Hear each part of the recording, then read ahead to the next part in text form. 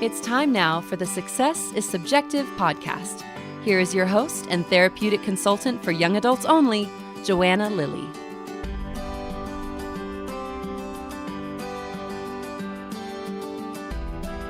Hi, and welcome to the show. Today, my guest is Colin MacDonald. Colin battled with severe depression, suicidal ideation, drug and alcohol abuse, and was failing out of school. We're cutting right to the chase. This led to multiple stints going in and out of rehab centers and psych wards and hundreds of hours of therapy, eventually getting sent to wilderness treatment and therapeutic boarding school during his adolescent years. Colin went on to graduate from college, work in professional sports, tech sales, and finally stepping into his passion by founding Not Therapy, which is a coaching company with his business partner, Haley Caddis. Not Therapy is a one-stop shop mental wellness concierge for teens and young adults who feel like therapy hasn't been the right fit or who are transitioning out of therapeutic programs back into the real world.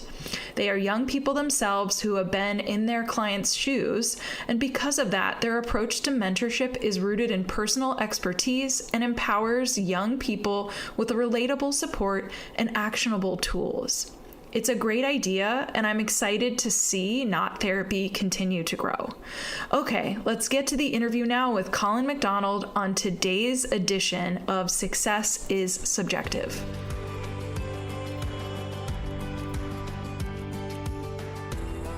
Colin, I'm really excited to have you on the podcast. Thanks for being here. Yeah, thank you so much, Joanna. I've been looking forward to it all week.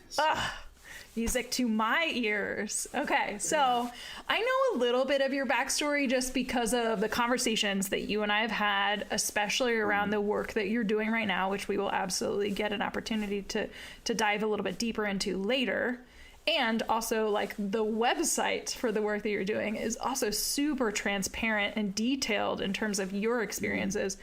So let's just start out. Why don't you actually tell our listeners, where did you grow up? And I do know that a part of your experience kind of was being a little bit derailed on the original path that you thought that you were going to be on. So why don't you just give us a little bit of a snapshot of kind of that journey leading to kind of that quintessential time of when you turn 18 and what are you supposed to do at that point in your life? Yeah, absolutely. So I'm from Seattle. Well, I'm from Bellevue, Washington, right outside of Seattle. Really community-based place.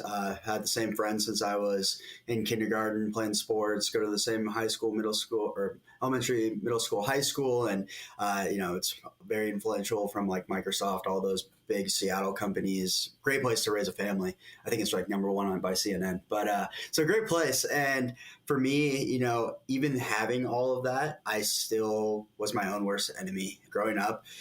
Obviously grew up having ADHD and just those typical diagnoses, getting on, stuff for my ADHD in terms of medication, but always just kind of was really outspoken, class clown, very popular, cared about my social life more than anything. And that just really got in my own way. Like I cared about that more than my family, my schooling. All I cared about was like girls and sports and friends. And ultimately, like my priorities just weren't straight. And my mental health really was at the forefront of that.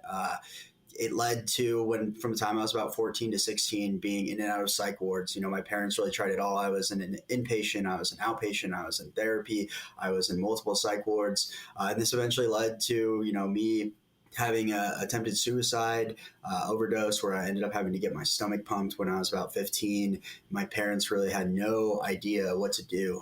And I didn't really know what to do. I had very bad anger management. I have vivid memories of like being so out of control where my family had no idea and like scaring my siblings. And, that experience is sometimes something I block out, but it was who I was at that time. And it was very, very formidable years. I feel like in the industry, sometimes it's referred to as troubled teens, and it's a poo-poo word that we don't really talk about, but I was a troubled teen. Like I really was that type of person. And, my parents had no idea what to do. Like I've talked to them all about it a lot. They tried everything under the sun, and ultimately it led to, they didn't know, like I probably, to be honest, Joanne, I went to like 8 psych wards. I was like in and out of psych wards. I tried inpatient, tried outpatient. I went to rehab that was like state funded rehab in Spokane for multiple months. And Ultimately, my parents had no idea what to do, like I keep saying, and they ended up sending me to wilderness therapy in Utah. And, really that was right when I was 16. And then up until 16 till I was 18, I was in wilderness therapy and therapeutic residential treatment boarding school. So yeah, does that kind of give a good summary? Big time. Well, and it also, I think it just paints a picture, again, leading to, and we'll talk about what it is that you're doing now.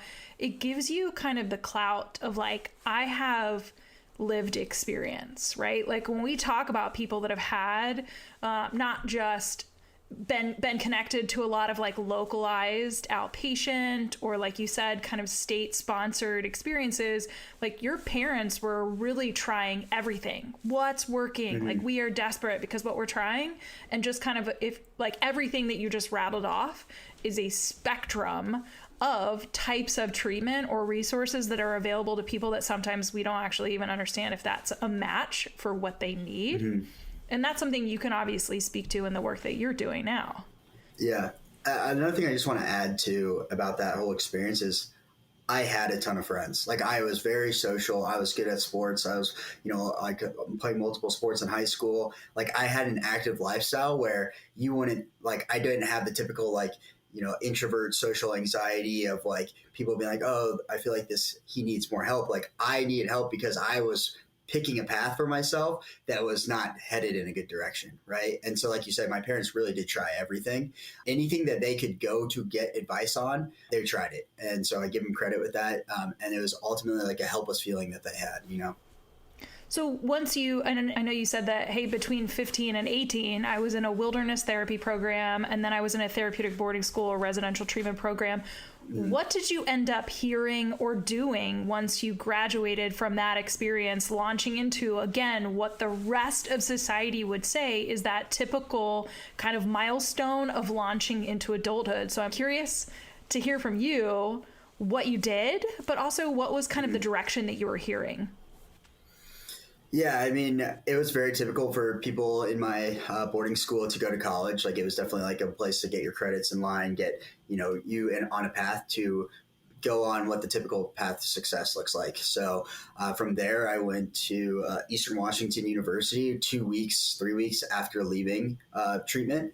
And for me, like, even though I had gone through all this treatment, I still was like a very social person, and I wanted to, find community. And so ended up actually joining a fraternity, but I was at a smaller school that it was like 30, 40 guys. So it was a very small environment. And for that, like, I was sensory overload, if I'm being completely honest. Like I went to college and I was in a fraternity, and for the last 18 months, I'd been in a place that had no internet, no phone, hanging out with the same 60 people on a daily basis.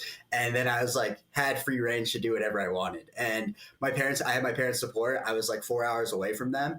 And I didn't go very well at first, if I'm being honest. Like I barely went to class. I had no like accountability to follow through, other than I was like, I can't fail out of college. And so I joined this fraternity, and ultimately I almost failed out my freshman year, if I'm being completely honest. I got a 0.9 GPA. I think I went to class 3 times.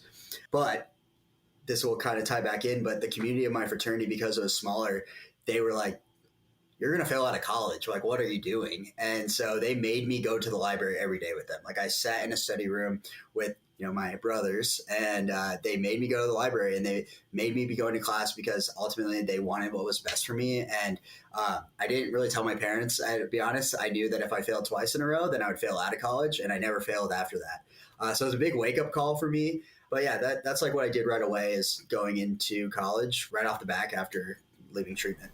Well, and it makes me think too of like, as you're describing the brothers that were helping you, they kind of stepped into this like mentor coach role to essentially say, look, we see you, you've got the potential, you're a little bit distracted, or eyes are not on the right prize. Maybe that's what kind of they're describing. Like, hey, if you're in college, you do have to pay attention to being a student, not just focusing on thriving socially. So it sounds like they almost planted the seed then, which kind of transitioned to some of the work that you're doing now. And I do want to get to that, and I keep saying that, but can you give us kind of the Cliff Notes version of like what happened once you started to really dive in to doing focus on academics, right? You're going to the library, you're doing the studying, you're actually excelling academically, leading up to how you ended up launching what you just launched in the last couple months? Yeah. So, I mean, the first 2 years of college, I feel like is very much you're just getting the general requirements. And I would say it's harder than when you actually like pick a major. So, I did like all right in school, but I was going because I wanted, my goal was to graduate college, and like that's what my parents wanted. That's kind of just what I viewed was the successful route. But then when I got to like my junior year, when I was able to pick my major, I chose communications just because, hey, I'm a social guy. I like talking, and it was a lot about leadership. And so I really loved that piece of it. And I really, really enjoyed being in leadership and just doing presentations and public speaking and, ultimately stuff like this. And then I had a lot more success in college. And then honestly, one of the things that kind of tied back into what I'm doing now is when I was a junior in college, my dad asked me, what do you love? What do you want to do? And I had no idea. And what I really loved at the time was the Seattle Mariners baseball team. And I said, I love the Seattle Mariners. That's what I love. And he's like, well, go, you should work for them. So I then was tied to this goal of wanting to work for my favorite baseball team. So I went to my college admission counselor and said, hey, I want to work for the Seattle Mariners. Like, what do I do? And then she's like, here's some internships. So I did internships, but every day, all I was thinking about was working for the Mariners. And within a year of graduating college, it's like, this was junior year, by 1 year out of college, like I was in, at the time, Safeco Field in a suit working for the Seattle Mariners, like doing what I thought was my passion and dream at the time. And so the reason I say that is it was like that, having that initial conversation of like, hey, what do you want to do? What do you love? That kind of pushed me in a certain direction. And then, yeah, does that kind of answer your question? Mm-hmm. And that's not what you're doing now, though. No, so no, how did you get? not. How did you get from the Mariners to not therapy coaching? Yeah. So in between the Mariners and not therapy coaching, I did get into tech sales for a while, which is just sales. But I got into management for tech sales, and it was for people that had just graduated college, and it was like their first tech sales job. And so I was helping them start their careers and asking them, what do you want to go in your career? And helping them build the tools and inspire them to do this job, which is like making 100 cold calls a day, sending a bunch of emails, trying to set meetings, to inspire them to do something like bigger with their life because they want to go in a certain direction. And so then ultimately, like about a year ago, I got let go in the tech layoffs, and I was just like not passionate about most tech software, if I'm being honest. And the thing that kind of inspired it was I had a lot of conversations. I'd spoken at my old boarding school. I'd gone to some NATSAP conferences and spoke, had a lot of conversations with my old therapist of just being very passionate about helping people that had gone through a similar situation with me where they had nowhere to turn. And then like on a little like more sad note, the groups that I was at my boarding school Northwest with, there was about 60 people. And unfortunately, since I graduated in 2011, 7 of them have passed away. And that's a really hard thing to think about, but it's just the truth. And I had one of my closest friends pass away last October. And what it really was realizing is there's something that happens after you leave that is in the transition that not as equal for everyone. And I started wondering like, what was the difference between myself and them? And I had a lot of friends that went down paths that, they went to prison, or they just like fell into old habits and were selling drugs or just doing things that weren't productive. But it's all they knew. And they didn't have someone like my fraternity of mentors, of community to reach out and be like, hey, come on, man, like get your stuff together. It's okay that you've had this rough patch, but like, let's get back on the saddle. Let's keep moving in the right direction. And because of that, I started thinking about like, how can I do this for people like me that are transitioning out of wilderness therapy, that are transitioning out of a therapeutic environment. And so then I actually went to my boarding school therapist, Dan Tadlock, if he's listening to us, one of my favorite people and huge influence on my life. And I said, hey, I want to do this. Like, I want to help people that are transitioning out of therapeutic programs because I feel like I can relate and I can help, and I've learned a lot, and I followed my passion. I worked in tech sales and helped people grow their careers, and I want to do this. And he's like, yeah, no one's really doing it in terms of people that have gone, there's transitional coaches, which are fantastic, and there's parent coaches, but there's not really people who have gone through the experience that are then coaching people. And so then he introduced me to Johnny Talk, who runs Spain Abroad, which is a gap year program that I also love. And then I told Johnny, like, hey, I want to become a life coach. And I'd also gotten involved in life coaching myself. Like, I have a life coach, and I just saw the benefits. And it's like, therapy is so much like, it's needed. You know, you're looking at like the whole experience I went through. I had to go through a lot of therapy to understand who I was and understand why I have certain traumas and the way I act certain ways and why these things come up. But then life coaching is that, but then it's, what do you want? What are your goals? What direction do you want to head in? And that always has resonated with me. And so then I talked to Johnny Talk, and I always just knew this is like kind of the direction I wanted to head in. And I went out to Spain in the fall. That's obviously how we met. And I was a life coach for a gap year program there. And while I was there, an ed consultant that I was working with introduced me to Haley Caddis, who's now my business partner. And she's like, I met this girl who is exactly like you. She's just a girl, same story, wants to do the same thing and wants to coach girls.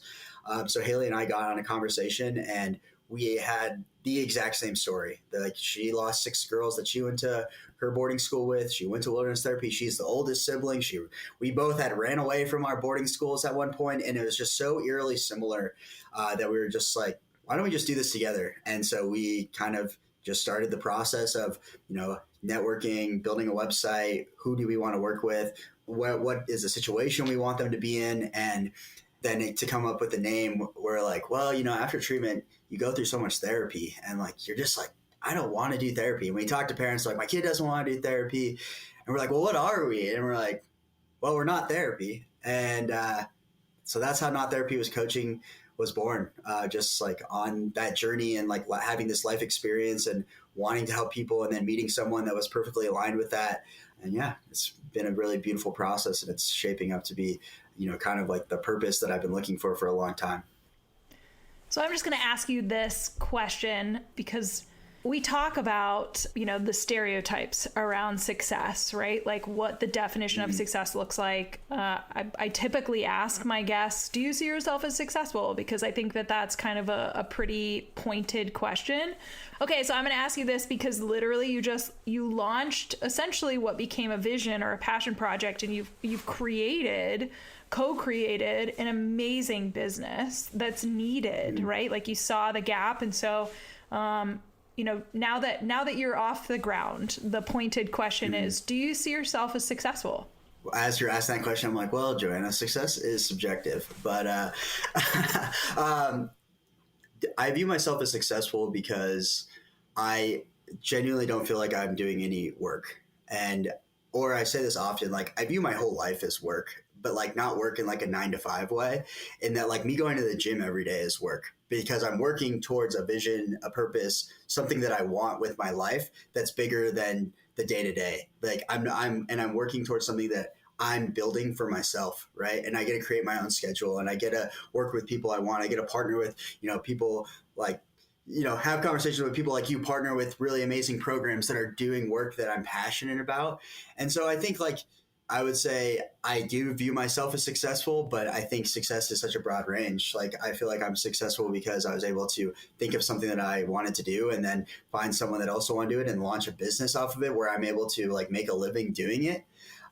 So yeah, in that aspect, I do view myself as successful, but I think that the journey of life is about having ups and downs. Like I don't feel successful every day, but I do think that when I look back at everything I've gone through, and there's so many moments where I felt like, how did my life get to this point? Like I feel so alone. I'm like in a psych ward. I'm in the wilderness. Like I just got dropped off and I have no idea. And there's some guy named, Eagle Spirit leading me around. Like, how is my life at this point? And when I look at that, and then I look at the connections I've made and the journey that I've been on, I am a success. And but anyone has the ability to be a success with the right guidance. And so that's a long-winded answer of like, do I view myself as successful? Yes. Do I think I'll be more successful? Absolutely. But I think it's because I have done a lot of work and been on a long journey to like realize that when you do hard stuff and you overcome it, like that is a success in itself. Yeah. If there's anything, like as you're looking back on your entire path, is there anything that you would have changed? I think it took me a long time to be okay with the path that I took. for a long time, I was very resentful for my parents for sending me away. I was like, I missed out on so much. I didn't go to prom. That's like a big thing I always said to them. And like, I didn't have a normal upbringing, but then I wouldn't change anything because I wouldn't be here today. And I'm the most fulfilled I've ever been in my life. And so if you had asked me 5 years ago, I'd be like, yeah, of course I would have changed something. I wouldn't have gone to therapeutic boarding school in Wilderness. But I feel like for anyone looking at your life's journey and realizing that you are on a path for a reason, and that, as cliche it is to say, everything does happen for a reason, and just like leaning into that, and that like, okay, this isn't how I thought it would look, but like it is looking this way, and I'm going to own that. That's just who I am.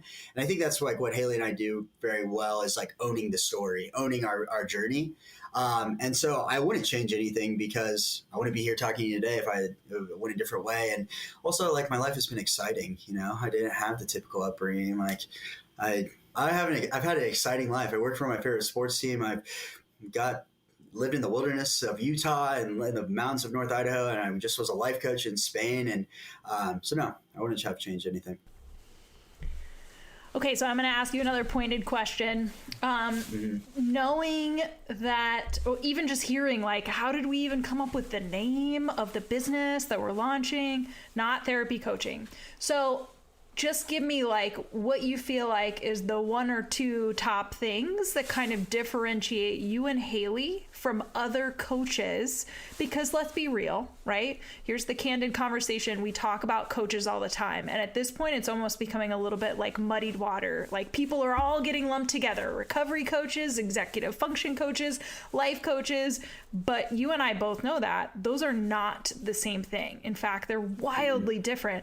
So if we're talking about somebody who needs a life coach or some sort of peer coach post-treatment experiences, what makes you and Haley the go-to for that particular client?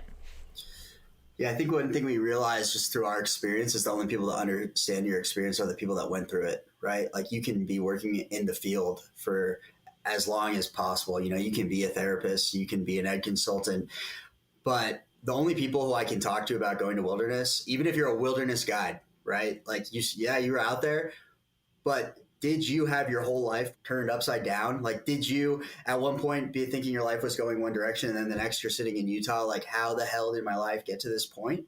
And I think that's the biggest thing for Haley and I, is the only people that understand it are the people that have gone through it. Your parents won't understand. Your therapist won't understand. The people that are helping you through the experience won't understand unless they've gone through it. And there's a lot of great coaches out there. And I think what we've just realized is, like, Haley and I don't have the ability to overthink anything other than what our experience is. Like, I can't diagnose you with anything. All I can do is like understand that, hey, I understand what it's like to be transported. That's just the facts. I understand what it's like to, be calling my name while I'm going to the bathroom in the woods. I understand what it's like to hike 10 miles and sleep under a tarp. I understand what it's like to be in a therapeutic boarding school and not getting to talk to your parents, or not getting to talk to your family, and like feeling like the whole world's against you, and having to be in a therapeutic environment every single day. And I think that's the biggest difference. And the way we go about it is we're providing support to these people on a daily basis. And we're allowing them to be like, hey, we're not your parents. We're not your therapist. We're just someone who's been through the same experience as you that wants what's best for you. And I think that's what really differentiates us. I mean, we just went to the NATSAP conference, and we're like really the only people there that had been through the whole experience. And once people found out, they're like, oh my God, you are the people we're trying to help. And so like, you helped us, and so now we're trying to help people just like us, right? And I think that's the biggest difference. It's not rocket science, but at first I think Haley and I were like, well, we don't have like a degree or anything. We didn't go get our psychology degree, but our education and our pedigree is in the journey and is in the experience that we've had. That is so unique. When you're in the experience, you're like, I don't know anyone else who has gone through this, right? Minus the people that have gone through it with you. I actually just went through, 2 weeks ago, went on a ski trip with 10 guys that I went to boarding school with. And we just like can talk about stuff that I can't talk to anyone about. And I think that's the difference, right? It's just like, you want community to understand that you are similar to you. That's why there's parent support groups. And that's why, there's so many different things that are very specific to who you are. And that's what we're offering with our coaching service. I love it. Colin, thank you for that. I think really like the next question that I have in closing is, how do people connect with you? Mm-hmm. Yeah. So you can find us at just nottherapycoaching.com. And, you'll find me and Haley on there, and there's a way to book a call with us. You can also just, find me on Instagram. It's at Coach Colin _Mac. And ultimately, the thing I want people to know, Joanna, is we just want to help. Like, obviously, we're running a business. Like, it's our way of living at this point, how we make it. We're making a living, but we will help you and talk to anyone that is just wanting to help navigate this. Like, we're not ed consultants, we're not therapists, we're just people that have been through the experience and they can shed some light on it. And the biggest thing is there's so many resources out there, and there's a right resource for everyone, whether it be wilderness therapy, whether it be just therapy on its own, there's just so many resources.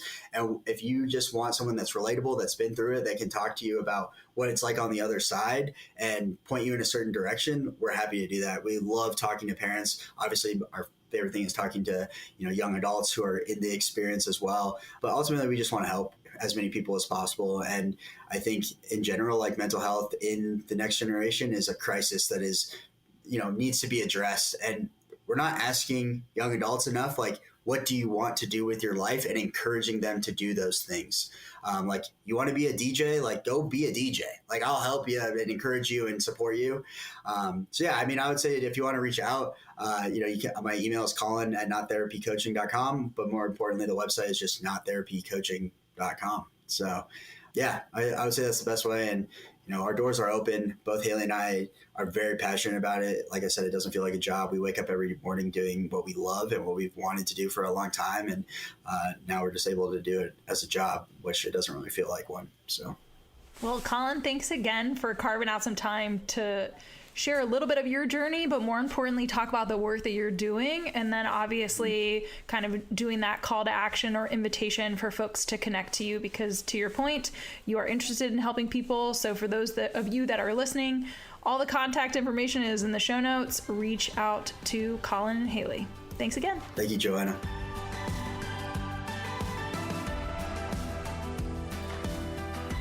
That's it for this week's Success is Subjective episode.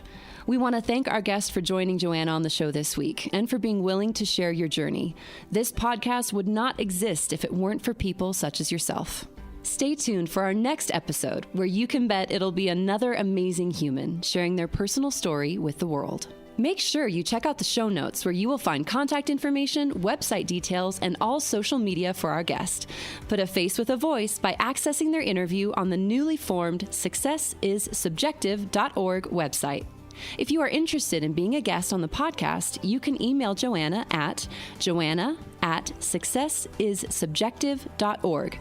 Be sure to check out the collegealternative.org and lilyconsulting.com websites for additional resources outside of podcasting. If you are listening to the show on Apple Podcasts, please subscribe to the show. And while you're at it, feel free to leave a review.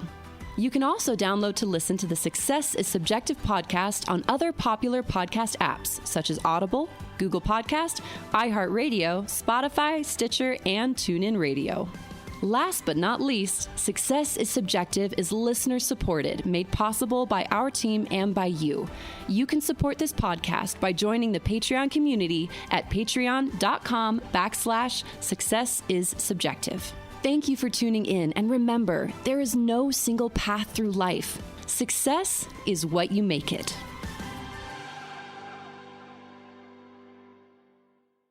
Do you have a teenager or young adult who seems to have lost their way?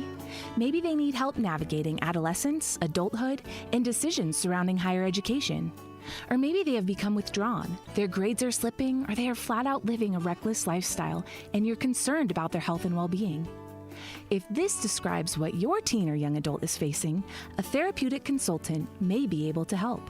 Mental health, addiction recovery, and higher education can all be equally expensive. While information is everywhere, how do you know what option is the best one for your family? Some parents have the time to research and navigate this on their own. Some don't. If the latter applies to you, enter therapeutic consultants. Therapeutic consultants, like Joanna, listen to your family's specific needs and advocate on behalf of your loved one. TCs will research therapeutic resources, recommend treatment programs, and assist during adulthood transitions. Not being affiliated with any program, their support is completely objective and catered toward the best interest of each unique family. To find a qualified therapeutic consultant to work with, check out TCA, also known as the Therapeutic Consulting Association. Their website is therapeuticconsulting.org, all one word. Again, that's therapeuticconsulting.org. Then click the Find a Pro tab up at the top.